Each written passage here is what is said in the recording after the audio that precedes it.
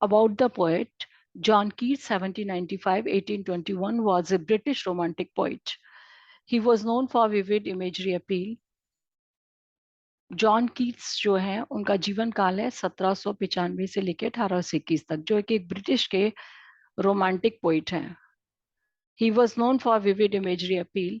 अब वो जाने जाते हैं एक विस्तृत इमेजरी के लिए, जो कि कल्पना शक्ति का जिसमें प्रयोग किया गया है. A thing of beauty excerpt from his poem Endymion a poetic romance.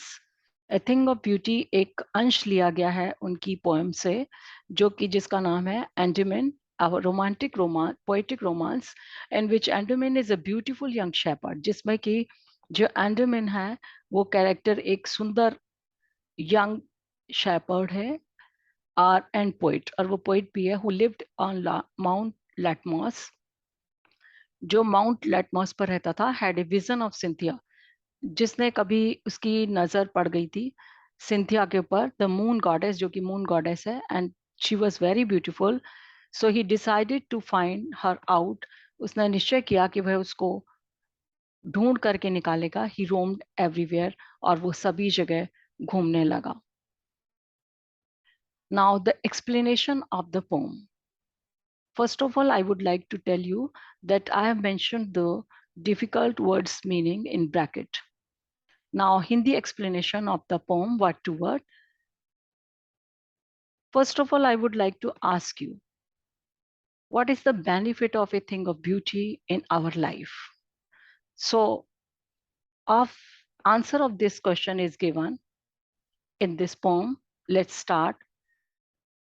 A thing of beauty is joy forever. जो जॉन फ्रॉस्ट जो पोइट हैं वो कहते हैं कि जो कोई भी चीज जिसमें सुंदरता है वो हमेशा के लिए हमको, फॉर एवर मीन्स हमेशा के लिए हमको खुशी देती है. उससे हमें कांस्टेंट लगातार एक खुशी प्राप्ति होती है. इट लवलीनेस इंक्रीजेस, और उसकी जो सुंदरता है, जो उसकी ब्यूटी है, वो बढ़ती ही जाती है. जितनी बार उसे देखते हैं हमें उसमें कोई नई सुंदरता नजर आती है. It will never pass into nothingness. वो कभी भी उसकी वैल्यू, उसकी जो बाध्यता है वो कभी भी समाप्त नहीं होती. But will keep a bower quiet for us and sleep full of sweet dreams and health and quiet breathing. ये जो अ थिंग ऑफ ब्यूटी है, जो हमारे लिए कवि कहते हैं इस प्रकार से है जैसे कि हम एक पेड़ की घने कुंज की छाया में हैं, और उससे जो हमें रिलैक्सेशन प्राप्त होता है, उससे जो हमें एक शांति प्राप्त होती है, और ऐसा प्रतीत होता है उस आनंद की अनुभूति इसके समान है जैसे कि हम एक गहरी नींद में सोए हुए हैं और एक सुंदर स्वप्न में खोए हुए हैं. जब हम किसी सुंदर वस्तु को देखते हैं तो हमको ऐसा आभास होता है. And health and quiet breathing, ये हमारे लिए बहुत स्वास्थ्य के लिए अच्छी है जब हम किसी ब्यूटीफुल थिंग को देखते हैं.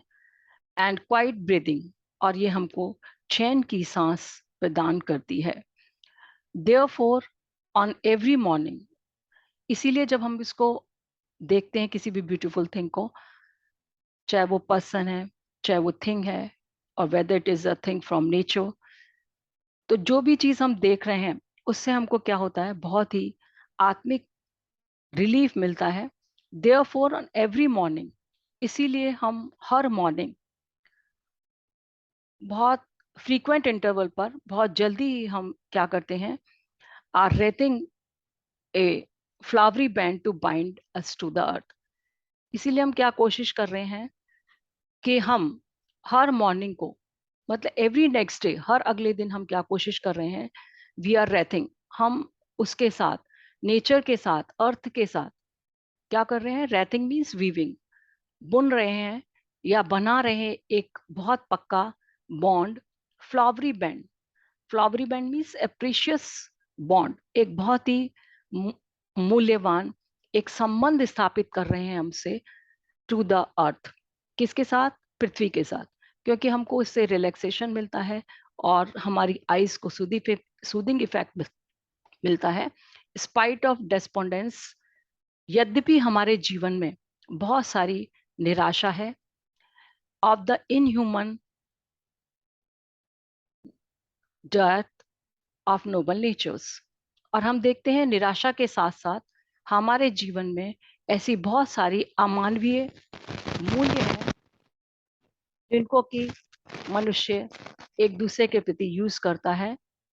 And death of noble natures, और हमारे में देखने में कमी आती है कि हमारे यहाँ कमी है किसकी? एक अच्छे नोबल नेचर की, अच्छे व्यवहार की। ऑफ ग्लूमी सैड डेज, और जो हमारे दिन हैं वो किससे भरे हुए हैं? सैडनेस से। Of all unhealthy and over darkened ways, और जो मनुष्य है अनहेल्थी, जो हमारे लिए अच्छी नहीं है, अच्छी नहीं है, उन ऐसी डार्कन्ड वेज को, ऐसे इवल्स को, ऐसी बुराइयों को वो अपने में लिए हुए है और उनका इस्तेमाल वो दूसरों के ऊपर करता है। ये इविल्स हैं जैसे हेट्रेड है, नफरत है किसी से, घृणा है, और मैलिस है, द्वेष है, और जेलस है, ईर्ष्या है। इस तरीके की भावनाओं को लेकर के मनुष्य जो है अनहेल्दी चीजों को, हमारे जो तरीके हैं डार्कन वेज, ये जो इवल वेज हैं हमारे, इनको मनुष्य एक दूसरे पर प्रयोग करता है। मेड फॉर आवर सर्चिंग, इसीलिए हम कोशिश कर रहे हैं कि हम ऐसी चीज की, ऐसी कोई उपाय ढूंढें, सर्च कर रहे हैं, ढूंढ रहे हैं। ये सब होने के बावजूद भी हम जीवित हैं। इन स्पाइट ऑफ ऑल, इस सब के बावजूद भी some shape of beauty moves away the pall from dark spirits. जो कोई भी एक सुंदर चीज है जिसको हम देखते हैं, वो इन सब चीजों को मूव्स अवे, रिमूव्स अवे, इनको हटा लेती है, हमारे से दूर कर देती है। कुछ पलों के लिए हमें बहुत ही शांति महसूस होती है, आराम मिलता है जब हम कोई ब्यूटीफुल थिंग को देखते हैं। The pall from the dark our dark spirits, और जो कवरिंग है, जो एक आवरण है हमारे ऊपर, हमारी जो दुखी आत्माओं के ऊपर, उस आवरण को ये जो ब्यूटीफुल शेप है, जो भी कोई ब्यूटीफुल थिंग है, सुंदर चीज है, वो उसको उस पर से हटा देती है। Such as the sun, the moon, trees are old young sprouting a shady boon. अब कवि कह रहे हैं जिस प्रकार की, इस प्रकार की चीजें, जैसे the sun, it is also an example of beauty. The moon, it is another example of beauty. And trees, sun सूरज और moon चंद्रमा, trees old or young, चाहे वो trees पेड़ कैसे हैं, बड़े हैं या वो यंग है, छोटे हैं। स्प्राउटिंग ए शेडी बून, वो हमारे पर एक छायादार ब्लेसिंग्स, आशीर्वाद प्रदान कर रहे हैं। ये सभी के सब, स्प्राउटिंग मीन्स प्रोड्यूसिंग। तो यहाँ कवि ने मानवीकरण किया है, किस प्रकार से ये जो चीजें हैं हमारे को अपनी ब्लेसिंग्स दे रही हैं। हम इनकी आशीर्वाद की छाया में हैं, जिसके कारण हमें क्या होता है, कुछ समय के लिए हम अपने आप को इन दुखों से दूर पाते हैं। फॉर सिंपल ऑर्डिनरी शीप, ये जो चीजें हैं जो प्रकृति ने हमें दी हैं, सुंदर चीज है कोई भी, ये चीजें क्या करती हैं? They these kinds of beauty is given to, shower to everyone. इस तरीके की जो ब्यूटी है, सुंदरता है, वो सुखद अनुभव के लिए सभी को दी गई है। चाहे वो एक आम, एक जानवर से लेकर के व्यक्ति तक, कोई भी व्यक्ति, ऐसा किसी के साथ ऐसा कोई विभेद नहीं किया गया कि इस सुंदरता को केवल मनुष्य ही प्रयोग करेंगे, या जानवर ही प्रयोग करेंगे, या अमीर ही प्रयोग करेंगे, या गरीब ही प्रयोग करेंगे। यह सुंदरता जो किसी भी चीज में है, ये किसी के साथ भेदभाव नहीं करती है, और सभी को एक आनंद की अनुभूति देती है। And such are daffodils with green world they live in. अब कवि जो हैं इसी प्रकार से बताते हैं, जो डैफोडिल्स हैं, जो नरगिस के फूल हैं, जो कि जंगल में जगह जगह बिखरे हुए हैं, लगे हुए हैं, वो भी हमको आनंद की अनुभूति कराते हैं। उसका जो दृश्य है वो हमको आनंद देता है। And clear rills that for themselves a cooling covert make against the hot season, और ये जो सुंदर क्लियर, क्लियर मतलब स्वच्छ जल वाले, जो ट्रांसपेरेंट मतलब पारदर्शी स्वच्छ जल वाले जो स्मॉल ब्रूक्स हैं, छोटी छोटी रिवर्स हैं, उन्होंने अपने आप से कूलिंग कवरेट अपने आप से पैदा किया है, अपने आसपास बुशेस का, झाड़ियों का एक आवरण, मेक अगेंस्ट हॉट सीजन, जो उनको प्रदान करता है, क्या प्रदान करता है, हॉट सीजन जो गर्मी का मौसम है, स्कॉचिंग हीट जो बहुत तेज गर्मी पड़ती है, उस गर्मी से उनको राहत प्रदान करता है। द मिड फॉरेस्ट ब्रेक, जंगल में, घने जंगल में, ब्रेक मीन्स थिकेट, घने जंगल में के बीच में, द मिड उसके बीच में, rich the with sparkling of fair musk rose blooms. आप कभी एक और एग्जाम्पल देते हैं ब्यूटीफुल साइट का, दृश्य का, कि घने जंगल के बीच में क्या है, बहुत ही खूबसूरत लगता है, जो फैला हुआ है, जगह जगह बिखरा हुआ है, मस्क रोज ब्लूम्स, जो कस्तूरी रंग के रोज हैं, गुलाब हैं, उसके फ्लावर्स, उसके जो फूल हैं, वो चारों तरफ छाए हुए हैं बीच बीच में। And such too is the grandeur magnificence of the dooms. और इसी प्रकार की एक और चीज है जो हमको सुखद अनुभव देती है, we have imagine for the mighty deads, हमारे जो पावरफुल वॉरियर्स हैं या ब्रेव पर्सन्स हैं, those who have sacrificed for the sake of others, mighty dead, those who have died, जो कि मर चुके हैं, बहुत शक्तिशाली व्यक्ति थे या योद्धा थे, जिनकी हम कल्पना करते हैं, वी हैव इमेजिन्ड, हमने उनको कल्पना की है उनकी। And too is a grandeur of the dooms, कि वो जो हमारे लिए कैसे हैं, वो हमारे लिए बहुत ही शानदार, जो हमारी कल्पना है उनकी शानदार वैभव की है, शानदार डेस्टिनी की है, भाग्य की है, हम कल्पना करते हैं उनके बारे में ऐसी। ऑल लवली टेल्स, जितनी भी ब्यूटीफुल टेल्स हैं, सुंदर जो स्टोरीज हैं, कहानियां हैं, दैट वी हैव हर्ड और रेड, जो हम इन लोगों के बारे में या तो सुन चुके हैं, हर्ड मीन सुन चुके हैं, और रेड या पढ़ चुके हैं, वे सारी जो कहानियां हैं वो हमको अत्यंत आनंद देती हैं। All endless fountains of immortal drink pouring unto us from the heavens brink. An endless fountain of immortal drink, जो ये आनंद की अनुभूति हमको हो रही है, ये ऐसा प्रतीत होता है जैसे कि ये जो फाउंटेन है, फाउंटेन मीन्स झरना है किसका, इमॉर्टल ड्रिंक, अमृत का, नेक्टर, अमृत का जो झरना है, वो कभी ना खत्म होने वाला ऐसा झरना, जिससे कि अमृत को लगातार उड़ेला जा रहा है, पोरिंग मीन्स उड़ेला जा रहा है, अपॉन अस, हमारे ऊपर, फ्रॉम द हेवंस ब्रिंक, स्वर्ग के एक किनारे से। इस आनंद की अनुभूति ऐसे है जैसे कि हमारे ऊपर लगातार अमृत को उड़ेला जा रहा है, वो कभी खत्म ना होने वाला है। ऐसे आनंद की अनुभूति होती है हमको जब हम किसी भी सुंदर चीज को देखते हैं। Now, poetic devices.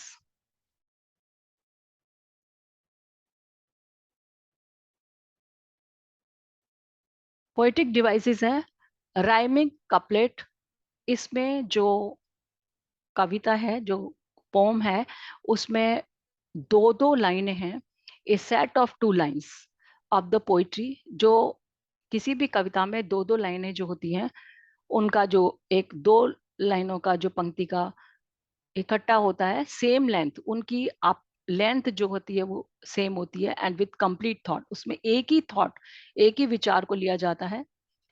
ऐसी जो पंक्तियां होती हैं, जो दो दो पंक्ति होती हैं, उनको, जिनमें एक ही विचार है और दोनों की सेम लेंथ है, उसको हम कहते हैं राइमिंग कपलेट। तो इसमें जो कविता में राइमिंग कपलेट्स का यूज हुआ है, राइमिंग वर्ड्स, और जो इसमें राइमिंग वर्ड्स हैं, राइमिंग वर्ड्स वो होते हैं which have the same sounds the last letter of the line. हम पोएम की हर लास्ट लाइन को हम हर पोएम की लाइन को देखते हैं, और जो उसमें अंतिम शब्द होता है, लास्ट वर्ड जो होता है, लेटर नहीं है, लास्ट जो वर्ड होता है, उस लाइन में वो दूसरी लाइन के वर्ड के साउंड के साथ मैच करता है। जैसे for ever never, first line है उसका लास्ट वर्ड है फॉर एवर और सेकेंड लाइन का लास्ट वर्ड है नेवर।